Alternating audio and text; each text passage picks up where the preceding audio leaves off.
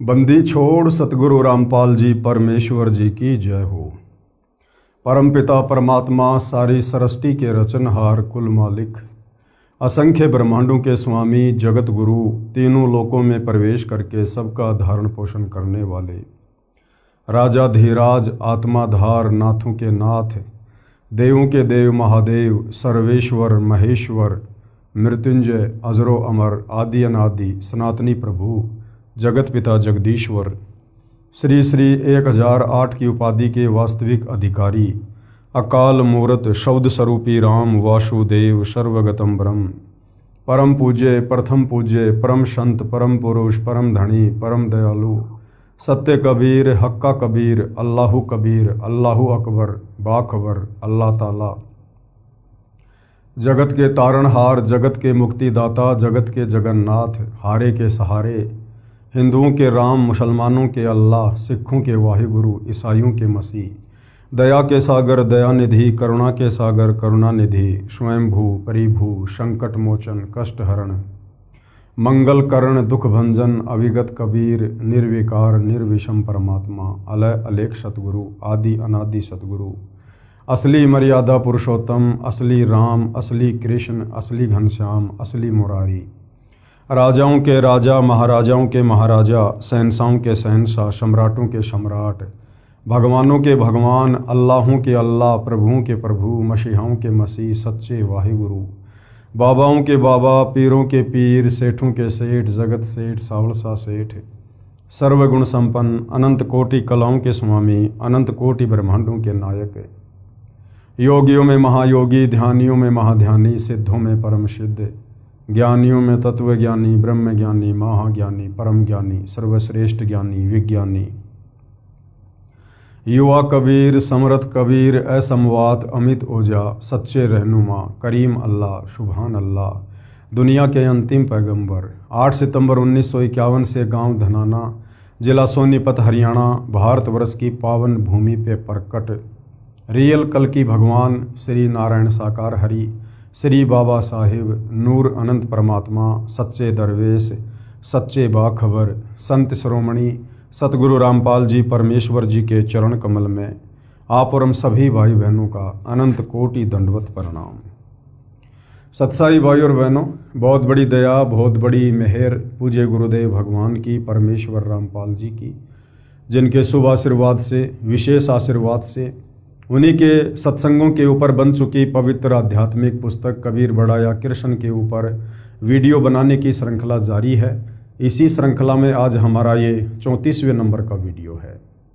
भाई और बहनों, इस पवित्र पुस्तक कबीर बड़ा या कृष्ण के प्रत्येक वीडियो से विशेषकर हिंदू समाज से जुड़े भाई बहनों को अध्यात्म को लेकर भक्ति मार्ग को लेकर शास्त्र अनुकूल सत साधना को लेकर वो तमाम जानकारियाँ उपलब्ध हो रही हैं, जो जानकारियाँ हमारे ही धर्म ग्रंथों में चारों वेदों में गीता जी में और पुराणों में वर्णित थी, लेकिन तत्व ज्ञान के अभाव से हमारे नादान धर्म गुरु वो जानकारी इन शास्त्रों से निकाल कर हमारे आत्मिक कल्याण के लिए हमें नहीं दे पाए। और ये आत्मा युगों युगों से जिन आध्यात्मिक सवालों को लेकर घूम रही है, जिन आध्यात्मिक सवालों के समाधान ना होने के कारण उनके जवाब ना मिल पाने के कारण हम युगों युगों से जन्म और मरण के चक्कर में पड़े हुए हैं। इस पवित्र पुस्तक को पढ़ने के बाद या जो वीडियो बन रहे हैं वीडियो देखने के बाद आपके मन में किसी भी प्रकार का अध्यात्म को लेकर कोई भी सवाल शेष नहीं रह जाएगा, क्योंकि ये पवित्र पुस्तक कबीर बड़ा या कृष्ण चारों वेद पवित्र गीता जी और 18 पुराणों के ज्ञान से मिश्रित है। अर्थात इन तमाम धर्म ग्रंथों का सार निकालकर परमेश्वर रामपाल जी ने इस पवित्र पुस्तक में डाल रखा है। तो यदि आपने निष्पक्ष होकर धैर्य के साथ रुचि लेकर इस पवित्र पुस्तक को पढ़ा तो आपके सारे संशय दूर होंगे। तो भाई और बहनों, हमारा जो विषय चल रहा है वो है कबीर बड़ा या कृष्ण, सुप्रीम गॉड कौन है। एक तरफ जहां हिंदू धर्म के तमाम धर्म गुरु आचार्य शंकराचार्य श्री कृष्ण उर्फ विष्णु को परमात्मा बताते हुए उनके वकील बनकर जनता की अदालत में खड़े हुए हैं। उनका कहना है कि श्री कृष्ण उर्फ विष्णु जी ही पूर्ण परमात्मा है, चारों वेद, पवित्र गीता, 18 पुराण इन्हीं की महिमा का गुणगान करते हैं। यही सृष्टि को बनाते हैं, यही सृष्टि का पालन पोषण करते हैं और अंत में यही संहार करते हैं। ये अविनाशी हैं, अजर अमर हैं, इनके कोई माता पिता नहीं है और इन्हीं की भक्ति से मुक्ति होगी।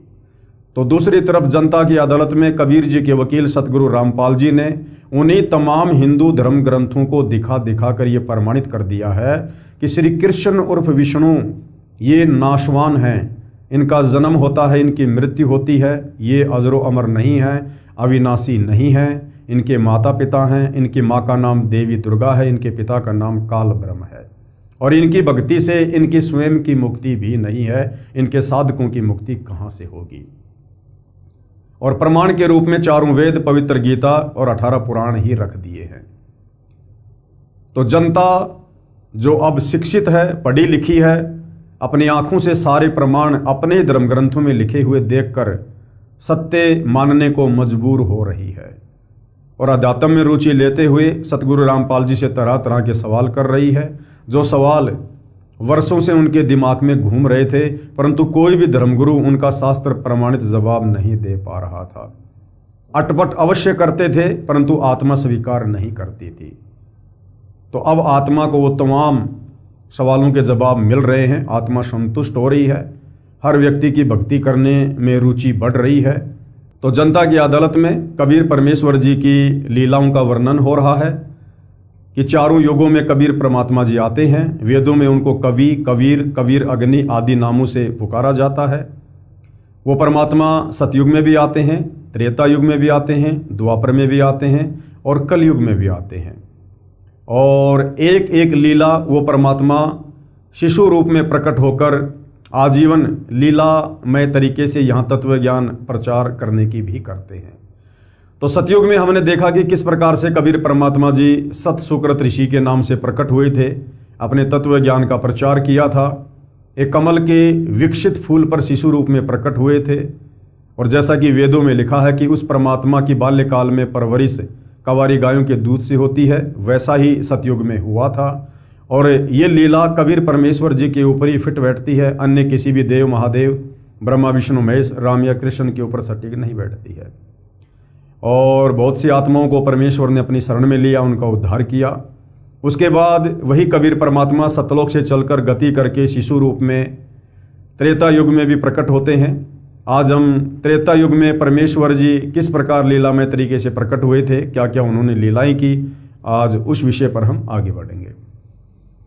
त्रेता युग में कबीर परमेश्वर जी का प्रकट होना। धर्मदास जी ने प्रश्न किया जिंदा रूप में कबीर परमात्मा जी से।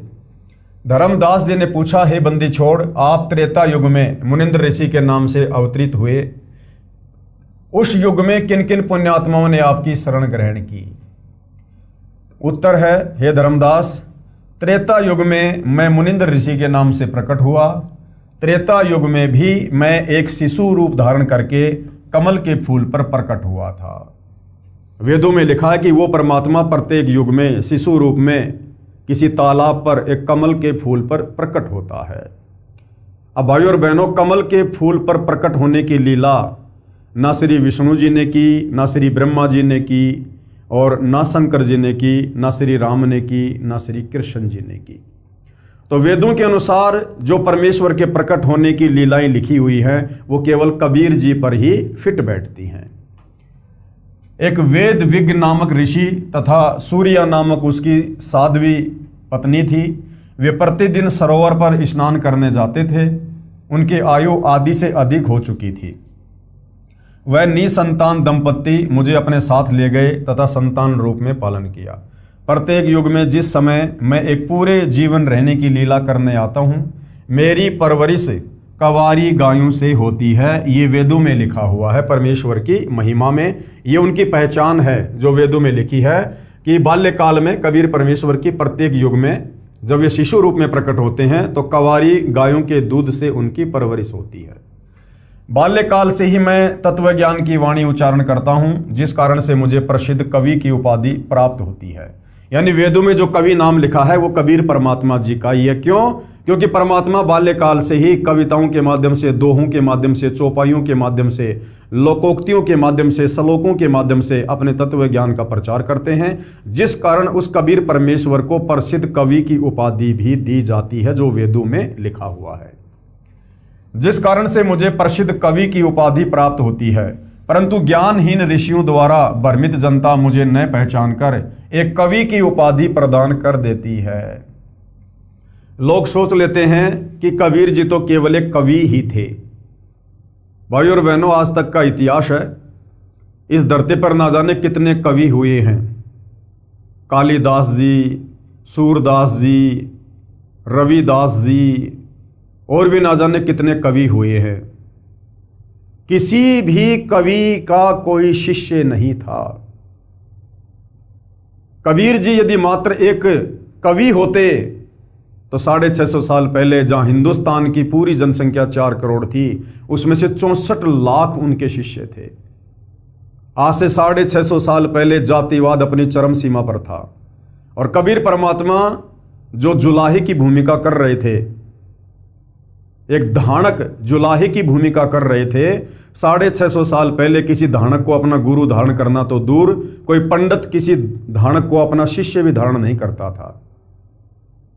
और धानक रूप में कबीर परमात्मा के 64 लाख शिष्य हो जाना, जिनमें पंडित रामानंद जैसी तोप,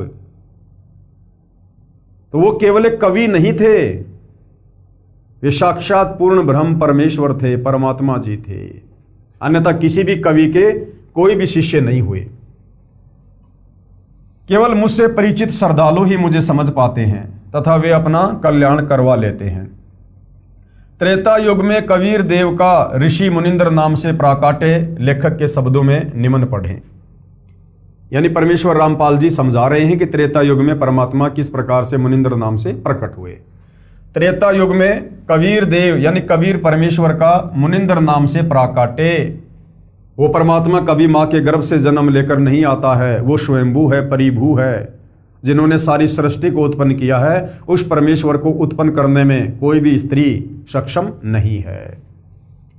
नल तथा नील को शरण में लेना। त्रेता युग में स्वयंभू कबीर देव, स्वयंभू यानी स्वयं प्रकट होने वाला, कबीर परमेश्वर रूपांतर करके यानी अपने तेजोमय शरीर को, जिस तेजोमय शरीर में परमात्मा सतलोक में सिंहासन पर बैठे रहते हैं, जिनके एक रोम का इतना प्रकाश है, 1 करोड़ सूरज, 1 करोड़ चंद्रमा, इनसे भी कहीं ज्यादा चमक। परमेश्वर अपने उस तेजोमय शरीर को हल्का करके आप और हमारी तरह एक मानव सदृश्य बन के और यहां पर आप और हमें ज्ञान समझाने के लिए प्रकट होते हैं। अपने रूप को रूपांतरण करके मुनिंद्र ऋषि के नाम से आए हुए थे। एक दिन अनल अर्थात नल तथा अनिल अर्थात नील ने मुनिंद्र साहिब का सत्संग सुना। दोनों भगत आपस में मौसी के पुत्र थे। माता पिता का देहांत हो चुका था। नल तथा नील दोनों शारीरिक व मानसिक रोग से अत्यधिक पीड़ित थे। सर्व ऋषियों व संतों से कष्ट निवारण की प्रार्थना कर चुके थे। सर्व ऋषियों व संतों ने बताया था कि ये आपका प्रारब्ध का पाप कर्म का दंड है। यानी नल और नील, ये तेरे भाग्य में लिखा हुआ है, ये तुम्हारी किस्मत में लिखा हुआ है, ये नहीं कट सकता, ये दुख तुमने भोगना ही पड़ेगा। उन तमाम साधु संत महात्मा ऋषियों ने जवाब दिया, ये आपको भोगना ही पड़ेगा, इसका कोई समाधान नहीं है। दोनों दोस्त जीवन से निराश होकर मृत्यु की प्रतीक्षा कर रहे थे। सत्संग के उपरांत जो ही दोनों ने परमेश्वर कबीर देव यानी कबीर परमेश्वर उर्फ मुनिंद्र ऋषि जी के चरण छुए तथा परमेश्वर मुनिंद्र जी ने सिर पर हाथ रखा तो दोनों का असाध्य रोग छू मंतर हो गया, अर्थात दोनों नल तथा नील स्वस्थ हो गए। इस अद्भुत चमत्कार को देखकर प्रभु के चरणों में गिर गिर कर घंटों रोते रहे तथा कहा, आज हमें प्रभु मिल गया जिसकी हमें वर्षों से खोज थी। उससे प्रभावित होकर ऋषि मुनिंद्र जी से नाम दीक्षा ले लिया। मुनिंद्र साहिब जी के साथ ही सेवा में रहने लगे। पहले ऋषियों व संतों का समागम पानी की व्यवस्था देखकर नदी के किनारे होता था। नल और नील दोनों बहुत प्रभु प्रेमी तथा भोली आत्माएं थी। परमात्मा में श्रद्धा बहुत हो गई थी, सेवा बहुत किया करते थे। समागमों में रोगी व वृद्ध व विकलांग भक्तजन आते तो उनके कपड़े धोते तथा बर्तन साफ करते, उनके लोटे और गिलास साफ कर दिया करते थे, परंतु थे भोले से दिमाग के। कपड़े धोने लग जाते तो सत्संग में जो प्रभु की कथा सुनी होती उसकी चर्चा करने लग जाते। दोनों भगत प्रभु चर्चा में बहुत मस्त हो जाते और वस्तुएं दरिया के जल में कब डूब जाती उनको पता भी नहीं चलता। किसी की 4 वस्तु लेकर जाते तो 2 वस्तु वापस ला कर देते थे। भगत जन कहते थे कि भाई आप सेवा तो बहुत करते हो, परंतु हमारा तो बहुत काम बिगाड़ देते हो। अब ये खोई हुई वस्तुएं हम कहाँ से लेकर आए? आप हमारी सेवा ही करनी छोड़ दो, हम अपनी सेवा आप ही कर लिया करेंगे। नल तथा नील रोने लग जाते थे कि हमारी सेवा न छीनो, अब की बार नहीं खोएंगे, परंतु फिर वही काम करते, प्रभु की चर्चा में लग जाते और वस्तुएं डूब जाती। भगत जनों ने मुनिंदर जी से प्रार्थना की कि आप नल तथा नील को समझाओ। ये न तो मानते हैं और कहते हैं तो रोने लग जाते हैं। हमारी तो आदि वस्तुएं भी वापस नहीं लाते। बर्तन व वस्त्र धोते समय वे दोनों भगवान की चर्चा में मस्त हो जाते हैं और वस्तुएं डूब जाती हैं। मुनिंदर साहिब ने 1-2 बार नल नील को समझाया, वे रोने लग जाते थे कि साहिब हमारी ये सेवा ना छीनो। सतगुरु मुनिंदर साहिब ने आशीर्वाद देते हुए कहा, बेटा नल तथा नील खूब सेवा करो, आज के बाद आपके हाथ से कोई भी वस्तु चाहे पत्थर या लोहा भी क्यों ना हो जल में नहीं डूबेगी। नल और नील को त्रेता युग में मुनिंदर नाम से आए हुए कबीर परमेश्वर जी ने आशीर्वाद दिया था कि मैं तुम्हें आशीर्वाद देता हूं, आज के बाद तुम्हारे हाथों से जल में छोड़ी गई कोई भी वस्तु नहीं डूबेगी, चाहे पत्थर हो चाहे लोहा हो। आगे का जो प्रकरण है भाइयों और बहनों, वो नल और नील के इस आशीर्वाद से जुड़ा हुआ है। समुद्र पर रामचंद्र के पुल के लिए पत्थर तैराना। अब भाइयों और बहनों, रामायण के इस प्रकरण को लेकर जब श्री रामचंद्र जी समुद्र पर पुल बनाने की तैयारी कर रहे थे, तरह तरह की भ्रांतियां, तरह तरह की अफवाहें हमारे हिंदू समाज में फैली हुई थी। कोई कह दिया करता था श्री रामचंद्र जी समर्थ थे, उनके आशीर्वाद से पानी पर पत्थर तैर गए। कोई कहता था हनुमान जी ने पत्थरों पर राम राम लिख दिया, जिस कारण से पत्थर तैर गए। यानी ना कोई सिर था ना कोई पैर था। अब वास्तव में जिसने पत्थर तैराए थे वही तो आकर बता सकता है। तो वर्तमान में सतगुरु रामपाल जी ने, तत्वदर्शी संत ने यह सच्चाई बताई है, यथार्थता बताई है कि वास्तव में उस समय पुल बनाने के लिए उन पत्थरों को पानी पर किसने तैराया था, किसकी शक्ति से वो पानी पर तैरे थे। एक समय की बात है कि सीता जी को रावण उठाकर ले गया। भगवान राम को पता भी नहीं कि सीता जी को कौन उठा ले गया। दुनिया श्री रामचंद्र जी को, दशरथ पुत्र श्री रामचंद्र जी को परमात्मा की संज्ञा देती है, अंतर्यामी की संज्ञा देती है। अगर श्री रामचंद्र जी परमात्मा होते, अंतर्यामी होते, तो क्या अंतर्यामी भगवान को यह भी पता न चलता कि मेरी पत्नी को कौन उठा कर ले गया है? वृक्षों से रोते हुए लिपट लिपट कर पूछ रहे हैं मेरी सीता को कौन ले गया। हिरणों से, मृगों से लिपट लिपट कर पूछ रहे हैं मेरी सीता को कौन ले गया। यानी भगवान को नहीं पता। और भगवान के एक सेवक हनुमान ने सीता जी की खोज कर दी। यानी भगवान को नहीं पता और भगत पता ढूंढ के ले आया। तो बताओ फिर हनुमान बड़ा हुआ या श्री रामचंद्र बड़ा हुआ?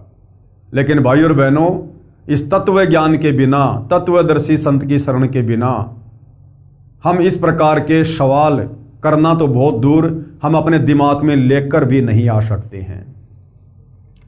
एक समय की बात है कि सीता जी को रावण उठाकर ले गया। भगवान राम को पता भी नहीं कि सीता जी को कौन उठा ले गया। श्री रामचंद्र जी इधर उधर खोज करते हैं। हनुमान जी ने खोज करके बताया कि सीता माता लंकापति रावण की कैद में है। पता लगने के बाद भगवान राम ने रावण के पास शांति दूत भेजे तथा प्रार्थना की कि सीता लौटा दे, परंतु रावण नहीं माना। युद्ध की तैयारी हुई, तब समस्या ये आई कि समुद्र से सेना कैसे पार उतरे। भगवान श्री रामचंद्र जी ने 3 दिन तक घुटनों पानी में खड़ा होकर हाथ जोड़कर समुद्र से प्रार्थना की कि रास्ता दे। अगर श्री रामचंद्र जी पुल बनाने में सक्षम होते, उनके पास ऐसी कोई सिद्धि होती, तो 3 दिन तक समुद्र में घुटनों घुटनों पानी में हाथ जोड़कर खड़े रहकर समुद्र से याचना करने की आवश्यकता नहीं पड़ती। परंतु समुद्र टस से मस नहीं हुआ। जब समुद्र नहीं माना, तब श्री राम ने उसे अग्नि बाण से जलाना चाहा। भयभीत समुद्र एक ब्राह्मण का रूप बनाकर सामने आया और कहा कि भगवान, सबकी अपनी अपनी मर्यादाएं हैं, मुझे जलाओ मत, मेरे अंदर ना जाने कितने जीव जंतु बसे हैं। अगर आप मुझे जला भी दोगे तो भी आप मुझे पार नहीं कर सकते, क्योंकि यहाँ पर बहुत गहरा गड्ढा बन जाएगा जिसको आप कभी भी पार नहीं कर सकते। अब ये सुनकर श्री रामचंद्र जी की और मजबूरी हो गई। समुद्र ने कहा, भगवान ऐसा काम करो कि सर्प भी मर जाए और लाठी भी ना टूटे, मेरी मर्यादा भी रह जाए और आपका पुल भी बन जाए। तब भगवान श्री राम ने समुद्र से पूछा कि वह क्या है। ब्राह्मण रूप में खड़े समुद्र ने कहा कि आपकी सेना में नल और नील नाम के 2 सैनिक हैं। उनके पास उनके गुरुदेव से प्राप्त एक ऐसी शक्ति है कि उनके हाथ से पत्थर भी तैर जाते हैं। हर वस्तु चाहे वह लोहे की हो तैर जाती है। श्री रामचंद्र ने नल तथा नील को बुलाया और उनसे पूछा कि क्या आपके पास कोई ऐसी शक्ति है। तो नल तथा नील ने कहा कि हाँ जी, हमारे हाथ से पत्थर भी नहीं डूबेंगे। तो श्री राम ने कहा कि इसका परीक्षण करवाओ, यानी नमूना दिखाओ मुझे, एग्जाम्पल। उन नादानों ने, नल और नील ने सोचा कि आज सबके सामने तुम्हारी बहुत महिमा होगी। उस दिन उन्होंने अपने गुरुदेव मुनिंदर जी अर्थात कबीर परमेश्वर जी को यह सोचकर याद नहीं किया कि अगर हम उनको याद करेंगे तो कहीं श्री राम ये ना सोच ले कि इनके पास शक्ति नहीं है, ये तो कहीं और से मांगते हैं। ये गलती त्रेता युग में नल और नील ने की, महिमा के चक्कर में। और भाइयों और बहनों, ये हम जीवों की सबसे बड़ी कमजोरी साबित हो जाती है, सबसे बड़ी कमजोरी। महिमा यहां केवल परमेश्वर की ही बननी चाहिए, महिमा केवल गुरुदेव की ही रहनी चाहिए। अगर हम जीव महिमा की भूख में आ गए, 1% भी हमारे अंदर अगर ये अवगुण घर कर गया तो परमेश्वर हमसे कोसों दूर हो जाएंगे, कोसों दूर। परमेश्वर कहते हैं, मान बड़ाई से हैं दूर और आजिज के हरि सदा हजूर। जो दास होता है, जो अधीन होता है, मान बड़ाई से दूर होता है, परमात्मा उसके अति निकट रहते हैं। और जिस भगत में तनिक भी मान बड़ाई होती है, अहंकार होता है, परमेश्वर उससे 100 कदम दूर हो जाते हैं। तो नल और नील उस दिन धोखा खा गए, मान बड़ाई के चक्कर में, महिमा के चक्कर में। और उसी समय उनकी शक्ति कबीर परमेश्वर जी ने छीन ली कि इनके पास शक्ति नहीं है, ये तो कहीं और से मांगते हैं। उन्होंने पत्थर उठाकर समुद्र के जल में डाला तो वह पत्थर डूब गया। नल तथा नील ने बहुत कोशिश की, परंतु उनसे पत्थर नहीं तरे। तब भगवान राम ने समुद्र की ओर देखा, मानो कहना चाह रहे हो कि आप तो झूठ बोल रहे थे, इनमें तो कोई शक्ति नहीं है। समुद्र ने कहा कि नल नील, आज तुमने अपने गुरुदेव को याद क्यों नहीं किया? अपने गुरुदेव को याद करो। वे दोनों समझ गए कि आज तो हमने गलती कर दी। उसी समय दोनों की बुद्धि ऑन हो गई, झटका लग गया। उन्होंने सतगुरु मुनिंदर साहिब जी को याद किया। सतगुरु मुनिंदर यानी कबीर परमेश्वर जी वहां पर पहुंच गए। भगवान रामचंद्र जी ने कहा कि हे ऋषिवर, मेरा दुर्भाग्य है कि आपके सेवकों से पत्थर नहीं तैर रहे हैं। मुनिंदर साहिब ने कहा कि अब इनके हाथ से कभी तैरेंगे भी नहीं, क्योंकि इनको अभिमान हो गया है। सतगुरु की वाणी प्रमाण करती है कि गरीब जैसे माता गर्भ को राखे यत्न बनाए, और ठेस लगे तो क्षीण होवे तेरी ऐसे भक्ति जाए। जैसे बहुत समय उपरांत किसी माता बहन को गर्भ होता है, पेट में बच्चा होता है, फिर वो किस प्रकार से सावधानी बरतती है कि कहीं मेरा गर्भ ना गिर जाए, कहीं मेरा बच्चा खराब ना हो जाए। उससे भी कहीं ज्यादा सावधानी इस भक्ति मार्ग पर एक भगत ने अपने गुरुदेव की मर्यादाओं को लेकर रखनी होती है। उस दिन के बाद नल तथा नील की वह शक्ति समाप्त हो गई। श्री रामचंद्र जी ने परमेश्वर मुनिंदर साहिब जी से कहा कि हे ऋषिवर, मुझ पर बहुत आपत्ति पड़ी हुई है, दया करो, किसी प्रकार सेना परले पार हो जाए। जब आप अपने सेवकों को शक्ति दे सकते हो तो प्रभु मुझ पर भी कुछ रजा करो। मुनिंदर साहिब जी ने कहा कि ये जो सामने वाला पहाड़ है, मैंने उसके चारों तरफ एक रेखा खींच दी है, इसके बीच बीच के पत्थर उठा लाओ, वे नहीं डूबेंगे। श्री राम ने परीक्षण के लिए पत्थर मंगवाया, उसको पानी पर रखा तो वह तैरने लग गया। अब श्री रामचंद्र जी ने क्या किया कि हनुमान जी को आदेश दिया कि हनुमान एक पत्थर उठा के ला। अब हनुमान तो पहलवान टाइप था, बड़ा सा पत्थर उठा के ले आया, और वो पत्थर जब पानी में डाला गया तो कबीर परमेश्वर जी के आशीर्वाद से, जो मुनिंदर नाम से आए हुए थे, वो पानी पर तैरने लगा। अब भाइयों और बहनों, होता क्या है, जो सेना रामचंद्र जी लेकर गए थे वहां पर, वो सेना कोई 10-20 व्यक्ति नहीं थे, वो करोड़ों में थी। और जिस समय परमात्मा कबीर जी, रामचंद्र जी, नल और नील, इनके बीच में जो वार्ता हो रही थी, तो वहां पूज्य गुरुदेव भगवान ने बताया कि मुश्किल से 10, 20, 100, 50 व्यक्ति होंगे। बाकी सेना को नहीं पता कि क्या बातचीत हो रही है, किसने क्या गलती कर दी, मुनिंदर जी ने क्या आशीर्वाद दिया है। तो बाकी सेना को तो केवल हनुमान और वो पत्थर दिखाई दे रहा था, और जो पत्थर वहां डाला गया तो वो पानी पर तैरने लगा परमेश्वर जी के आशीर्वाद से। अब धीरे धीरे धीरे धीरे खुशर पुसर होते होते बात फैल गई कि भाई हनुमान जी ने जो पत्थर उठाया था और वो पत्थर जो पानी में डाला था, वो पत्थर तैर गया। तो इस प्रकार से अफवाहें फैल गई, और लंका से विजय प्राप्त करने के बाद जब लोग वापस अपने अपने घरों पर आए तो ये अफवाह हर जगह फैल गई कि हनुमान जी पत्थरों के ऊपर राम राम लिख दिया करते थे, जिस कारण से पत्थर समुद्र पर तैरने लग जाया करते थे। नल तथा नील कारीगर यानी शिल्पकार भी थे। हनुमान जी प्रतिदिन भगवान याद किया करते थे, उनसे अपनी दैनिक क्रिया भी करते रहने के लिए राम राम भी लिखता रहा, और पहाड़ के पहाड़ उठाकर ले आता था। नल नील उनको जोड़ तोड़ कर पुल में लगा देते थे। इस प्रकार पुल बना था। धर्मदास जी कहते हैं, रहे नल नील यतन कर हार, तब सतगुरु से करी पुकार। जा सत रेखा लिखी अपार, सिंधु पर शिला तिराने वाले। धन धन सतगुरु सत्य कबीर, भगत की पीर मिटाने वाले। कोई कहता था कि हनुमान जी ने पत्थर पर राम का नाम लिख दिया था इसलिए पत्थर तैर गए। कोई कहता था कि नल नील ने पुल बनाया था। कोई कहता था कि श्री राम ने पुल बनाया था।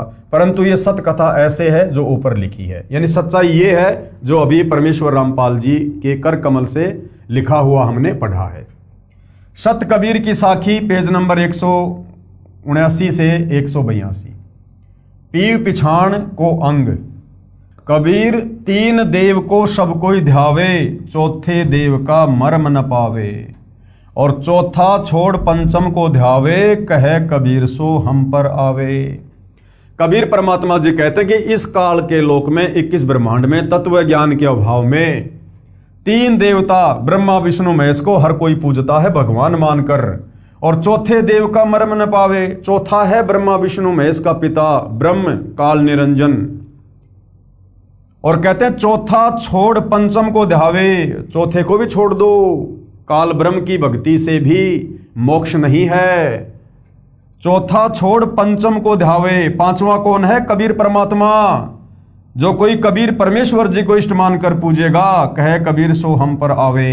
यानी अपनी महिमा परमात्मा खुद ही बता रहे हैं कि उसका पूर्ण मोक्ष होगा, वो आत्मा सतलोक जाएगी।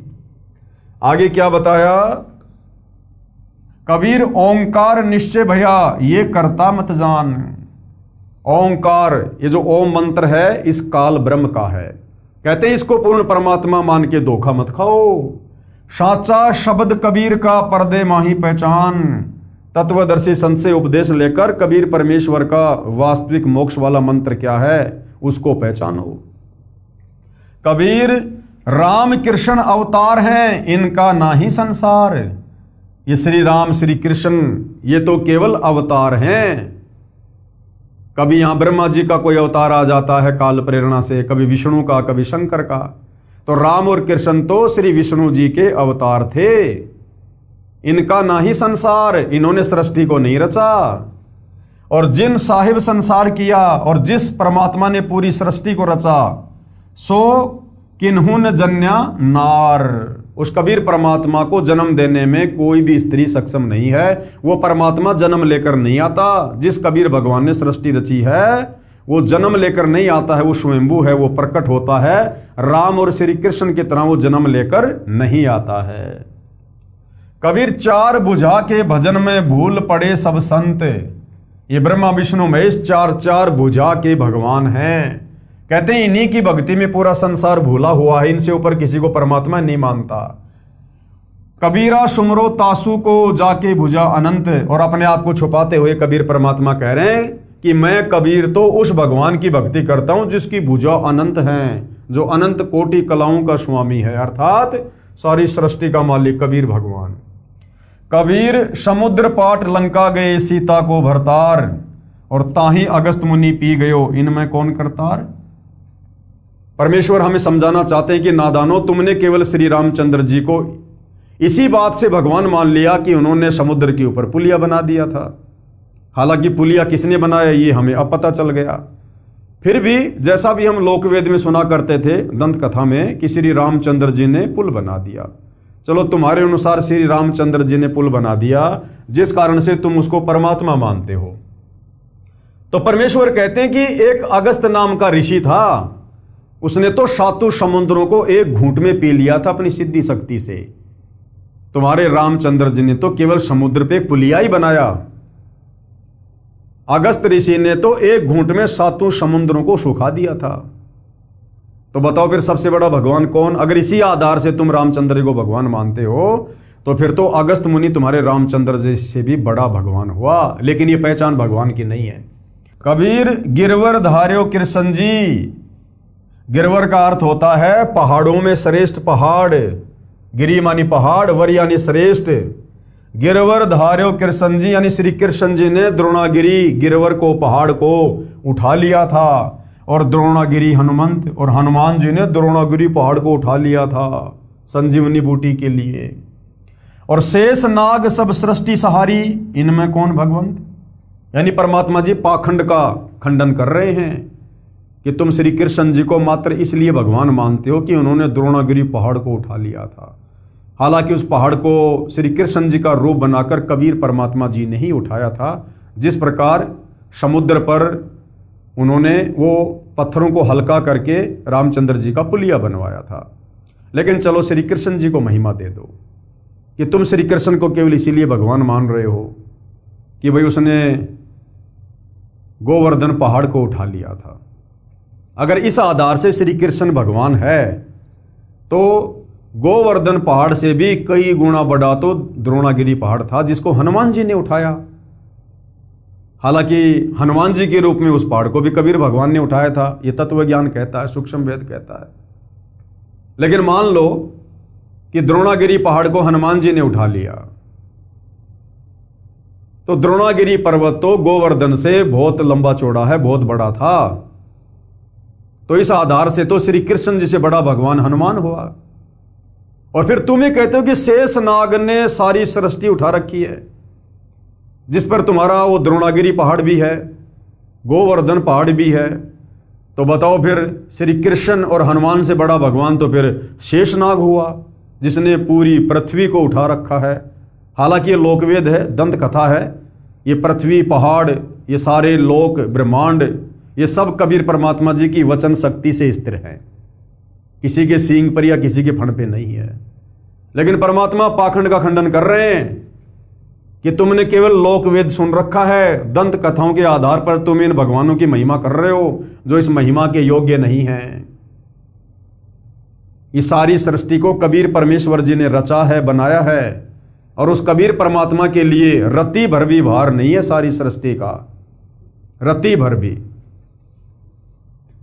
परमेश्वर कहते हैं अनंत कोटि ब्रह्मांड का एक रत्ती नहीं भार। और सतगुरु पुरुष कबीर हैं ये कुल के सृजनहार। कबीर काटे बंधन विपत्ति में कठिन किया संग्राम, चीन ओरे नर प्राणियां गरुड़ बड़ो की राम। अब परमेश्वर हमें समझाना चाहते हैं, हमारी बंद बुद्धि को खोलना चाहते हैं कि तुम जिस विष्णु अवतार श्री रामचंद्र जी को परमात्मा मानकर पूज रहे थे, विचार करो जब श्री रामचंद्र जी और रावण के बीच में युद्ध हो रहा था तो श्री रामचंद्र उसके भाई लक्ष्मण को, अंगद को, सुग्रीव को, हनुमान को, जितने बड़े बड़े योद्धा थे, और रामचंद्र जी की पूरी सेना को जो करोड़ों में थी, अपनी सिद्धि शक्ति से रावण ने नाग फांस में बांध दिया था। यानी अपनी सिद्धि से नाग रावण ने जो है प्रकट कर दिए थे, और उन नागों ने यानी उन सर्पों ने लपेटे दे दिए सबके, जैसे एक को बांध दिया करते हैं उस प्रकार से सबको अपने लपेटे में ले लिया उन सर्पों ने। यानी वो युद्ध करने की स्थिति में नहीं रहे।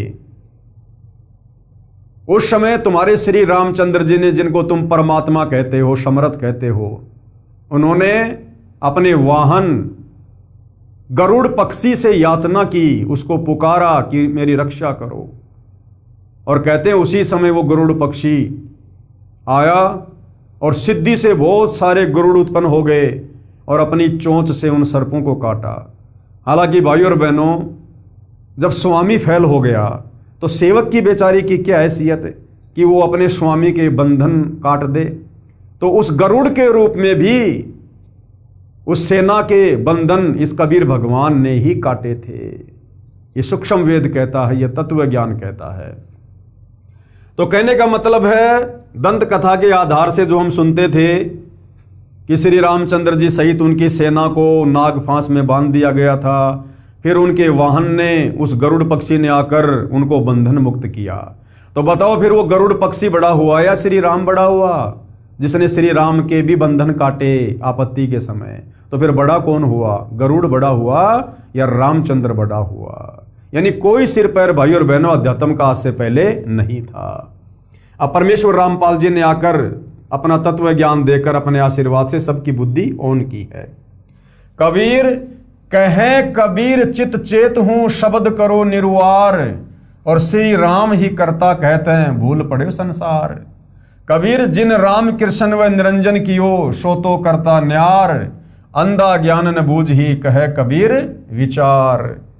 परमेश्वर कबीर जी द्वारा विभीषण तथा मंदोदरी को शरण में लेना, अब ये भी हमारे विशेषकर हिंदू समाज में एक बहुत बड़ी भ्रांति है कि विभीषण श्री रामचंद्र जी का भगत था। नहीं, विभीषण श्री रामचंद्र जी की भक्ति नहीं करता था।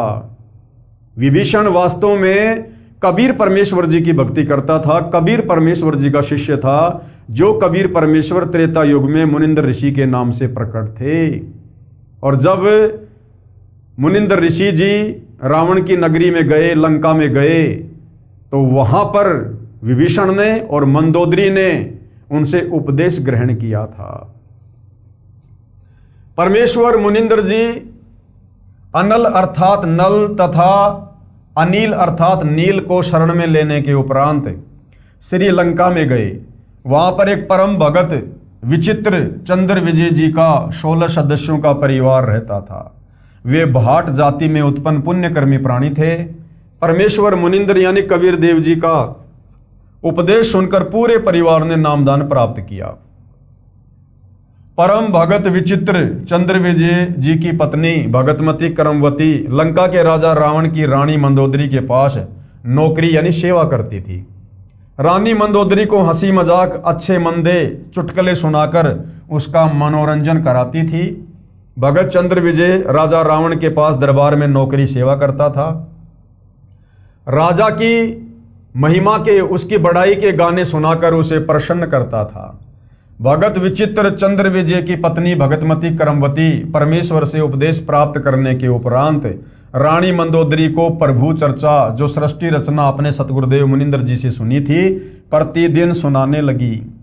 भगतमती मंदोदरी रानी को अति आनंद आने लगा। कई कई घंटों तक प्रभु की सतकथा को भगतमती करमवती सुनाती रहती तथा मंदोदरी की आंखों से आंसू बहते रहते, क्योंकि मंदोदरी भी पूर्व जन्मों की कबीर परमेश्वर जी की अच्छी आत्मा थी। एक दिन रानी मंदोदरी ने करमवती से पूछा, आपने ये ज्ञान किससे सुना है? आप तो बहुत अनाप शनाप बातें किया करती थी। इतना बदलाव परमात्मा तुल्य संत बिना नहीं हो सकता। तब करमवती ने बताया कि हमने एक परम संत से अभी अभी उपदेश लिया है। रानी मंदोदरी ने संत के दर्शन की अभिलाषा व्यक्त करते हुए कहा, आपके गुरु अब की बार आएं तो उन्हें हमारे घर बुला कर लाना।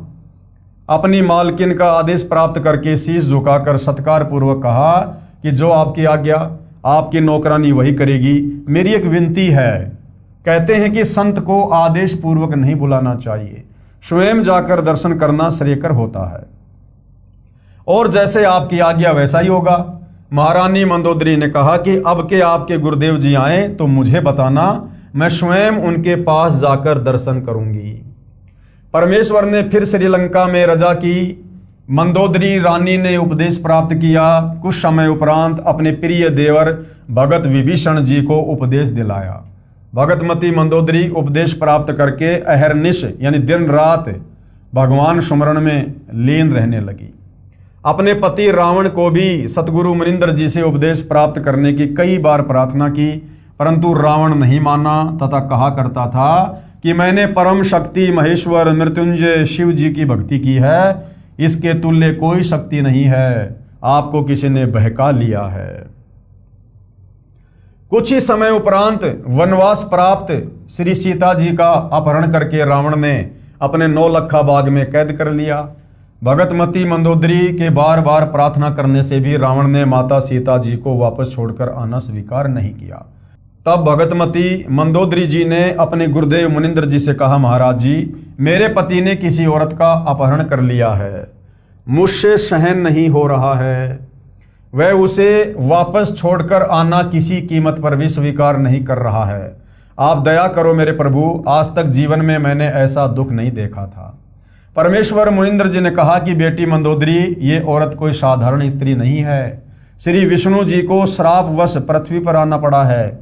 वे अयोध्या के राजा दशरथ के पुत्र रामचंद्र नाम से जन्मे हैं। इनको 14 वर्ष का वनवास प्राप्त है तथा लक्ष्मी जी स्वयं सीता रूप में, इनकी पत्नी रूप में वनवास में श्री राम के साथ थी। उसे रावण एक साधु वेश बनाकर धोखा देकर उठा लाया है। ये स्वयं लक्ष्मी ही सीता जी है। इसे शीघ्र वापस करके क्षमा याचना करके अपने जीवन की भिक्षा याचना रावण करे तो इसी में इसका शुभ है। अब मंदोदरी और ज्यादा डर गई। भगतमती मंदोदरी के अनेकों बार प्रार्थना करने से रावण नहीं माना तथा कहा कि वे 2 मशखरे जंगल में घूमने वाले मेरा क्या बिगाड़ सकते हैं। मेरे पास अनगनत सेना है। मेरे 1 लाख पुत्र तथा 1.25 लाख नाती हैं। मेरे पुत्र मेघनाथ ने स्वर्ग राज इंद्र को पराजित कर उसकी पुत्री से विवाह कर रखा है। 33 करोड़ देवताओं को हमने कैद कर रखा है। अब बताओ भाई और बहनों, आज हमारे धर्मगुरु जिन देवी देवताओं की हमसे पूजा करवाते हैं, उन देवी देवताओं को तो रावण ने अपनी कैद में डाल रखा था। ये देवी देवता इतने बेबस और इतने लाचार हैं और इनकी भक्ति करवाकर हमें मोक्ष दिलाने का ठेका ले रहे थे हमारे धर्मगुरु। जिस रावण ने 33 करोड़ देवी देवताओं को कैद में डाल रखा था, उन देवताओं से अच्छा तो रावण की भक्ति है। रावण की पूजा करनी चाहिए फिर तो, जिसने देवी देवताओं को भी कैद में डाल रखा था युद्ध में पराजित करके। और ये हमारे नादान धर्मगुरु इन देवी देवताओं की इतनी महिमा करके समाज में इनको इतना महिमावान घोषित कर रखा कि बस इन्हीं की भक्ति से पूर्ण मोक्ष होगा। तो ऐसे भाइयों और बहनों, अध्यात्म के नाम पर पूरे समाज का इन धर्मगुरुओं ने हिंडोला बना रखा है। तू मुझे उन 2 बेसहारा जंगल में विचर रहे वनवासियों को भगवान बताकर डराना चाहती है। इस स्त्री को वापस नहीं करूंगा। मंदोदरी ने भक्ति मार्ग का ज्ञान जो अपने पूज्य गुरुदेव से सुना था, रावण को बहुत समझाया। विभीषण ने भी अपने बड़े भाई को समझाया। रावण ने अपने भाई विभीषण को पीटा तथा कहा कि तू ज्यादा श्री रामचंद्र का पक्षपात कर रहा है, उसी के पास चला जा। एक दिन भगतमती मंदोदरी ने अपने पूज्य गुरुदेव से प्रार्थना की कि हे गुरुदेव, मेरा सुहाग उजड़ रहा है, एक बार आप भी मेरे पति को समझा दो। यदि वह आपकी बात को नहीं मानेगा तो मुझे विधवा होने का दुख नहीं होगा। अपनी वचन की बेटी मंदोदरी की प्रार्थना स्वीकार करके राजा रावण के दरबार के समक्ष खड़े होकर परमेश्वर मुनिंद्र जी ने द्वारपालों से राजा रावण से मिलने की प्रार्थना की। द्वारपालों ने कहा, ऋषि जी, इस समय हमारे राजा जी अपना दरबार लगाए हुए हैं। इस समय अंदर का संदेश बाहर आ सकता है, बाहर का संदेश अंदर नहीं जा सकता। हम विवश हैं। तब पूर्ण प्रभु अंतर्ध्यान हुए तथा राजा रावण के दरबार में प्रकट हो गए।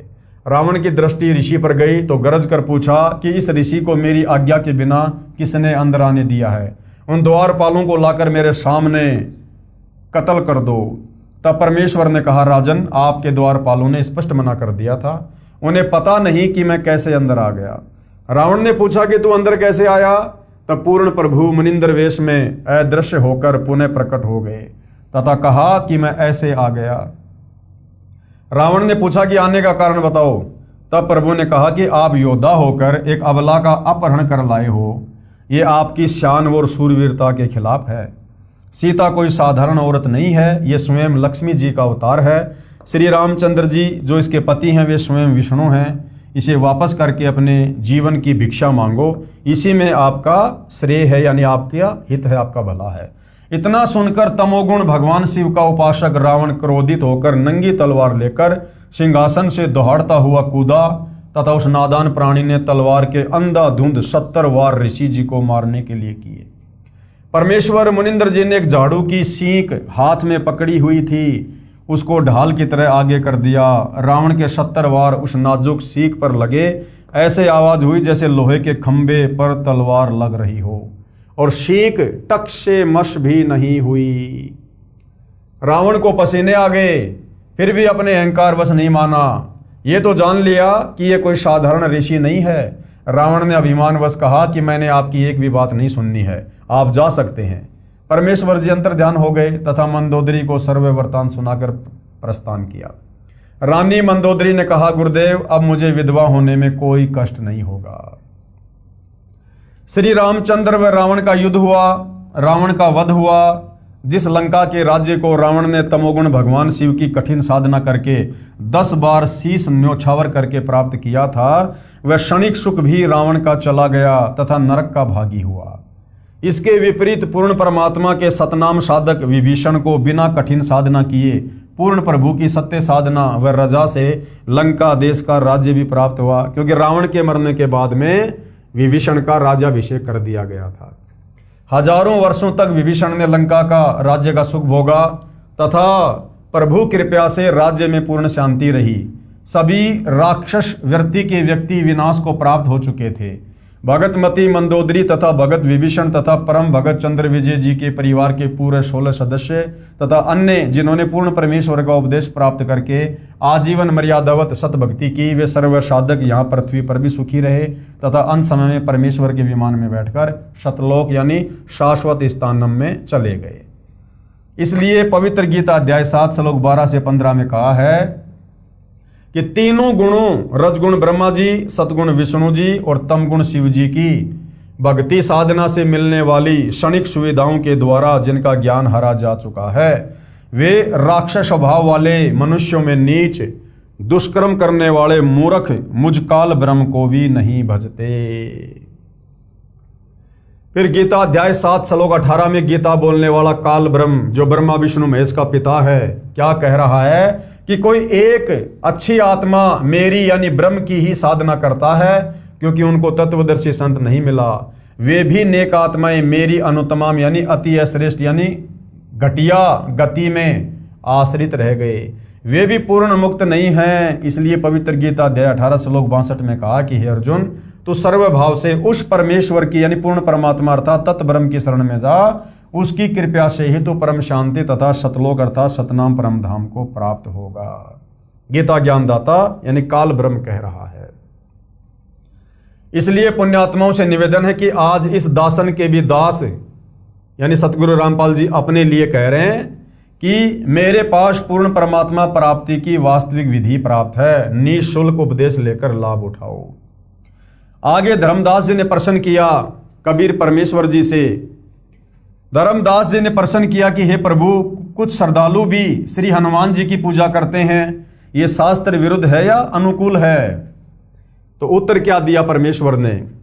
कबीर देव जी ने कहा कि हे धर्मदास, अर्जुन को काल ब्रह्म ने श्रीमद् भगवत गीता अध्याय 16 श्लोक 23-24 में कहा कि हे अर्जुन, जो व्यक्ति शास्त्र विधि को त्याग कर अपनी इच्छा से मनमाना आचरण यानी पूजा करता है, वह न सिद्धि को प्राप्त होता है, न परम गति को, न सुख को ही। गीता अध्याय 16 श्लोक 23। इससे तेरे लिए कर्तव्य अर्थात जो करने योग्य भक्ति कर्म तथा अकर्तव्य अर्थात न करने योग्य जो त्यागने योग्य जो कर्म है, उनकी व्यवस्था में शास्त्र में लिखा उल्लेख ही प्रमाण है।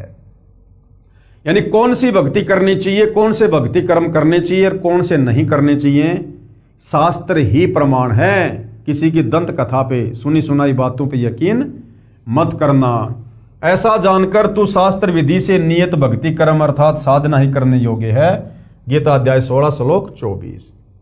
हे धर्मदास जी, गीता अध्याय 7 श्लोक 12 से 15 व 20 से 23 तथा गीता अध्याय 9 श्लोक 20 से 23 तथा 25 में गीता ज्ञानदाता काल ब्रह्म ने तीनों देवताओं रजगुण ब्रह्मा, सदगुण विष्णु तथा तमगुण शिव की पूजा करना भी व्यर्थ कहा है।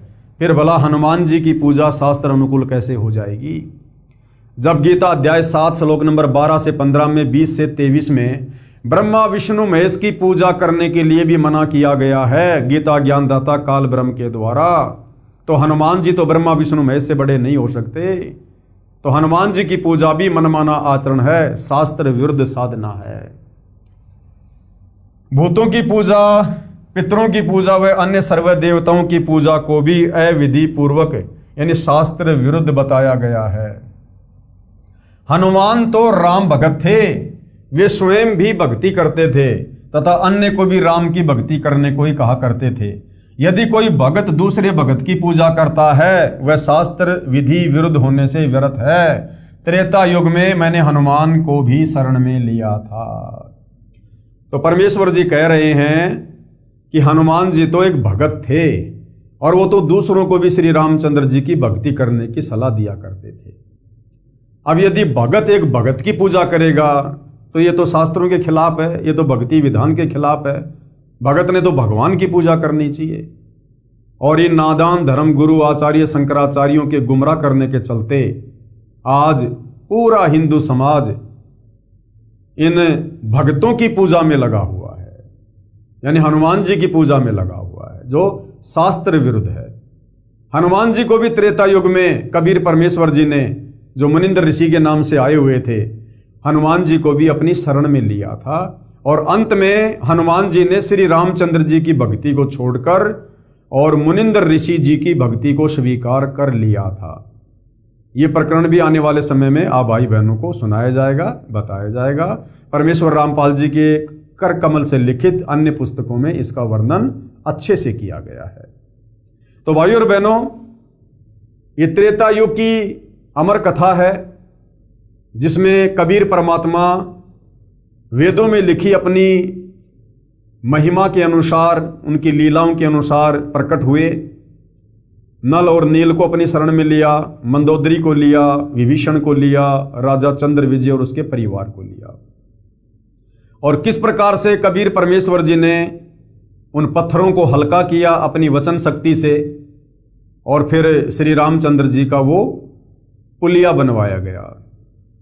तो इस प्रकार की कुछ लीलाएं त्रेता युग में कबीर परमेश्वर जी ने की और अपनी वेदों में लिखी उसी महिमा के अनुसार परमात्मा जी शिशु रूप में प्रकट हुए और बाल्य अवस्था में कवारी गायों के दूध से उनकी परवरिश हुई, जो वेदों में लिखा हुआ है। तो ये कुछ जानकारी थी त्रेता युग में परमेश्वर के प्रकट होकर आने की लीलाओं की। अगले एपिसोड में हम चर्चा करेंगे कि ठीक इसी प्रकार वही कबीर परमात्मा फिर द्वापर युग में भी वेदों में लिखी अपनी महिमा के अनुसार शिशु रूप में एक कमल के विकसित फूल पर प्रकट होते हैं और एक निसंतान दंपत्ति उनको उठाकर ले जाते हैं और उनके बचपन में जो परवरिश होती है पालन पोषण की, वो कवारी गायों के दूध से ही होती है। और द्वापर युग में परमेश्वर जी ने किन किन आत्माओं को अपना ज्ञान बताया, किन किन को शरण में लिया और कैसे उनका उद्धार किया, इस विषय पर हम विशेष चर्चा कल के एपिसोड में करेंगे परमेश्वर जी की महिमा के अंतर्गत। तो जनता की अदालत में सतगुरु रामपाल जी इन अमर कथाओं को जनता के सामने रख रहे हैं और जनता इन अमर कथाओं को सुनकर गदगद हो रही है और भक्ति में उनकी रुचि बढ़ रही है। ये सिलसिला लगातार जारी रहेगा जब तक परमेश्वर जी की अमर कथा का समापन नहीं हो जाता है। तो आज के एपिसोड में केवल इतना ही। कल परमेश्वर की सेवा में फिर हाजिर होंगे। तब तक पूज्य गुरुदेव भगवान हम सबको आज्ञा दे, आशीर्वाद दे, सद्बुद्धि दे, हमारा मार्गदर्शन करे। बंदी छोड़ सतगुरु रामपाल जी परमेश्वर जी की जय हो।